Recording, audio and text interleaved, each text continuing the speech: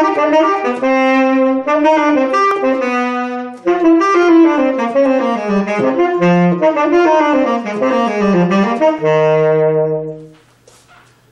fourth movement of the sonata changes character once again from the third movement. Here we have an allegro tempo marking, and it's marked at 112, but I encourage you to really work on this to make it go faster, because it's the finale, it's the last movement. We want to show our technical brilliance as we're going through the entire piece. So by all means, take it faster than 112. The next thing we'll notice is that we're in 6/8. He's given us a different meter to give us a different feeling and a different style. The style of this movement is very quick, lively, light.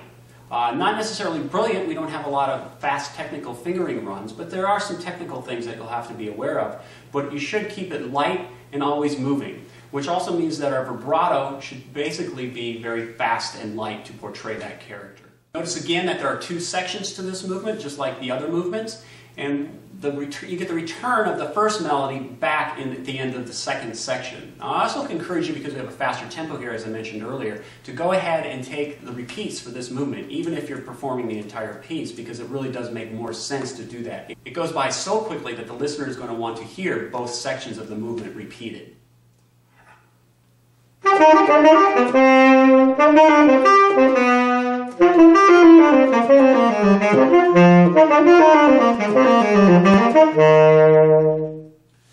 To establish this light character, as I said, you need to have a lot of vibrato. Make it fast, make it light, make it vibrant. The other thing that you need to do to keep this light is the staccato, or the separation of the notes. So in our opening figures, as I played it, you can hear that on the third part of every triplet figure, you need to keep that note staccato. Now, it's not marked in the score, but it's just understood that that's what you're going to need to do. So you can hear that you keep that separated. Now that continues throughout the entire movement, so every time you see that figure, just make sure you're getting a good staccato separation. Now notice that the goal for this opening motive, this little first measure, goes from A to the D. So when I get to that long note D, I want to make sure that I've got lots of vibrant vibrato. Now another thing that I want to bring out to you that I haven't mentioned before is breathing and breathing of phrases. There's ample opportunity in measures 1 through 10 for you to take breaths. And you could do that in measure 2, you could do it in measure 4. But really you don't want to do this. You could go all the way from measure 1 to measure 10 without taking any breath at all. Now that does mean you have to put separations in for phrasing. But what happens a lot of times when we get to it in the habit of taking too many breaths is that we make our phrasing choppy, and it doesn't really sound very musical. It gets that choppy effect. So even though in measure 7 you have an opportunity to take a breath there, I suggest and just would recommend that you don't do that, because it keeps the phrase moving on. Here, once again, Telemann is using a lot of his descending line compositional technique, so common with our Baroque composers. And I want to show you how he, once again, delays the final resolution. Look at measure 26, and you'll notice that we're going to eventually get to A. Now, this A actually makes an appearance at measure 16, but look how brief it is at measure 16, where we actually get to measure 26, and we're resting on the note at measure 16. Notice at measure 11 that we have this descending line, and this is going to stop at the G sharp in measure 14, and that G sharp then will finally resolve to the A in measure 16, but it doesn't rest very long. But we need to be aware of it because it's a goal.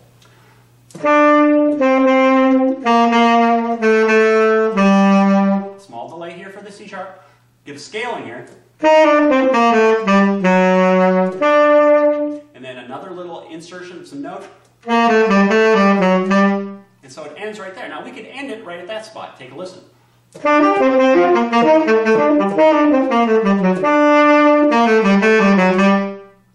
Now when we play this musically, look what is done with the dynamics here. When we descend down the scale line, we diminuendo. We get softer and softer and softer until we get to the G sharp. Now notice what happens in the middle, though. We have a crescendo that starts because he's going to give us the illusion of resolving to that A in measure 16. But it doesn't do it. And immediately after you hit that A, forte, you have to be piano. Because what's going to happen is we're building it up and we're moving all the way through. Now when you get to measure 21, notice you get that G sharp again. And where's the G sharp going to go? The G sharp is going to go to A, an octave higher, at the measure 26. And here at measure 21, notice what he does. What he does here is he outlines a chord, a musical chord, G sharp.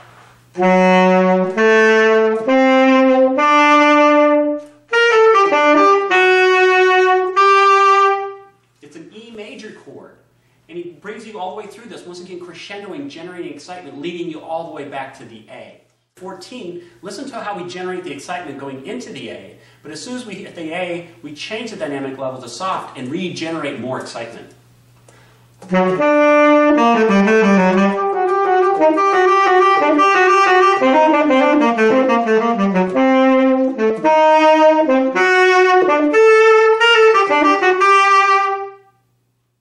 Now it's important for you as the performer to understand where this music's going.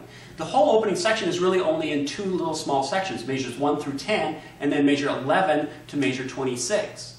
Measure 1 to 10 goes from D minor, and it gets you to F major, where you're ending. But then everything from measure 11 gravitates to the final A at measure 26. Now when you know that, you have an idea of where the music's going. You know that roadmap to where you have to go. And it makes it so much more, musical sense to you, the performer, but when you understand it, then the audience and the audience members understand it. And that's the important thing. You want to communicate music. The technical aspect I want to bring out to you here is once again a trill. Now this trill occurs in measure 45, and it happens to be a C, which should trill up to a D, C natural. Once again, very difficult trill if we're going to do it the traditional way. It doesn't really make sense to do that. So we use a false fingering or a trill fingering in order to do this. Now the finger you should try to use is just the E flat key with your index finger of your left hand, of the palm key E flat. And just like with your side keys over here, the technique involves moving just your finger, not your whole arm. Because if you do that, it just gets to be too tense and you don't want that motion to occur. Now it's not going to be in tune, it's going to sound a little stuffy and off, but it is the best option that we have.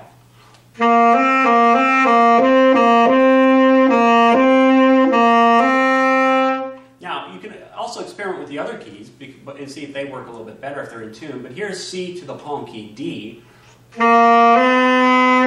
Way too out of tune in order to make that work. And then here's the C to the D and the E flat.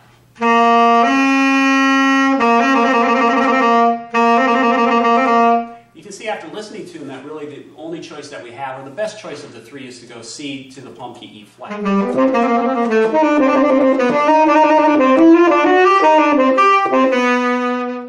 A neat thing about this little trill sequence is that it really accentuates the ascending line, getting us back into our A figure in a few measures at about measure 49. Each one, if you can see the C in measure 45, goes to D in measure 46, to E in 47. That then takes us up to an F sharp, a G sharp, and finally an A when we get to measure 49. Notice also here that Telemann has done a unique little kind of compositional technique. This is actually the second part of the first melody from the beginning. He gives you that first, and then the first part he gives you a second. So measure 1 actually matches up with measure 51. So he's presented the two little motives here in reverse, which is kind of a neat little trick.